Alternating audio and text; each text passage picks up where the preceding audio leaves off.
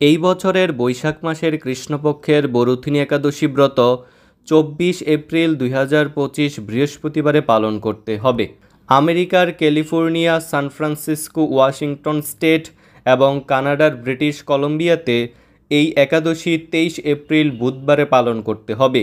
এছাড়া বিশ্বের বাকি সকল স্থানেই আগামী 24 এপ্রিল বৃহস্পতিবারে এই বরুথিনী একাদশী ব্রত পালন করতে হবে। তো বরুথিনী একাদশী ব্রতের সারা বিশ্বের পরদিন পালনের সময়সূচি ভিডিওটির শেষে বিস্তারিতভাবে দেয়া হয়েছে। এখন আমরা বরুথিনী একাদশী ব্রত মাহাত্ম্যকথা সম্পর্কে আলোচনা করব। বৈশাখ কৃষ্ণপক্ষিয়া বরুথিনী একাদশী ব্রত মাহাত্ম্য ভবিষ্যোত্তর পুরাণে যুধিষ্ঠির শ্রীকৃষ্ণ সংবাদে বর্ণনা করা হয়েছে। যুধিষ্ঠির মহারাজ শ্রীকৃষ্ণকে বললেন, হে বাসুদেব, আপনাকে প্রণাম। বৈশাখ মাসের কৃষ্ণপক্ষের একাদশী কী নামে প্রসিদ্ধ এবং তার মহিমাই বা কী তা কৃপা করে আমাকে বলুন। শ্রীকৃষ্ণ বললেন, হে রাজন, ইহলোক ও পরলোকে বৈশাখ মাসের কৃষ্ণপক্ষিয়া একাদশী বরুথিনী একাদশী নামে বিখ্যাত। এই ব্রত পালনে সর্বদা সুখ লাভ হয় এবং পাপ ক্ষয় ও সৌভাগ্য প্রাপ্তি ঘটে। দুর্ভাগা স্ত্রীলোক এই ব্রত পালনে সর্বসৌভাগ্য লাভ করে থাকে। ভক্তি ও মুক্তি প্রদানকারী এই ব্রত সর্বপাপ হরণ এবং গর্ভপাশ যন্ত্রণা বিনাশ করে।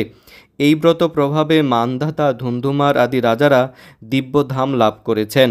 এমনকি মহাদেব শিবও এই ব্রত পালন করেছিলেন।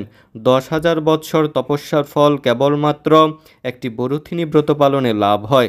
যে শ্রদ্ধাবান ব্যক্তি এই ব্রত পালন করেন তিনি ইহলোক ও পরলোকে সমস্ত প্রকার বাঞ্ছিত ফল লাভ করেন। হে নৃপশ্রেষ্ঠ, অশ্বদান অপেক্ষা গজদান শ্রেষ্ঠ। গজদান থেকে ভূমিদান, তা থেকে তিলদান, তিলদান থেকে স্বর্ণদান এবং তা অপেক্ষাও অন্নদান শ্রেষ্ঠ। অন্নদানের মতো শ্রেষ্ঠ দান আর নেই। পিতৃলোক, দেবলোক ও মানুষেরা অন্নদানই পরিতৃপ্ত হন। পণ্ডিতেরা কন্যাদানকে অন্নদানের সমান বলে থাকেন। স্বয়ং ভগবান গোদানকে অন্নদানের সমান বলেছেন। আবার এই সমস্ত প্রকার দান থেকেও বিদ্যাদান শ্রেষ্ঠ। কিন্তু এই বরুথিনী ব্রত পালনে সেই বিদ্যাদানের সমান ফল লাভ হয়ে থাকে। পাপমতী যেসব মানুষ কন্যার উপার্জিত অর্থে জীবনধারণ করে পুণ্যক্ষয়ে তাদের নরক যাতনা ভোগ করতে হয়। তাই কখনো কন্যার উপার্জিত অর্থ গ্রহণ করা উচিত নয়। যে ব্যক্তি বিভিন্ন স্বর্ণালঙ্কার সহ কন্যাদান করেন তার পুণ্যের হিসাব স্বয়ং চিত্রগুপ্ত করতে অসমর্থ হন। কিন্তু বরুথিনী ব্রত পালনকারী কন্যাদান থেকেও বেশি ফল লাভ করে। ব্রতকারী ব্যক্তি দশমীর দিনে কাঁসার পাত্রে ভোজন, মাংস, মসুর, ছোলা, শাক, মধু, অন্যের প্রদত্ত অন্ন গ্রহণ, 2 বার আহার ও মৈথুন পরিত্যাগ করবে। দ্রুতক্রীড়া, নেশাজাতীয় দ্রব্য, দিবানিদ্রা, পরনিন্দা, পরচর্চা, প্রতারণা, চুরি, হিংসা, মৈথুন, ক্রোধ ও মিথ্যাবাক্য একাদশীর দিনে বর্জনীয়। কাঁসার পাত্রে ভোজন, মাংস, মসুর, মধু, তেল, মিথ্যাবাসন, ব্যায়াম, 2 বার আহার ও মৈথুন এসব দ্বাদশীর দিনে পরিত্যাজ্য। হে রাজন, এই বিধি অনুসারে বরুথিনী ব্রত পালনে সকল প্রকার পাপের বিনাশ এবং অক্ষয় গতি লাভ হয়।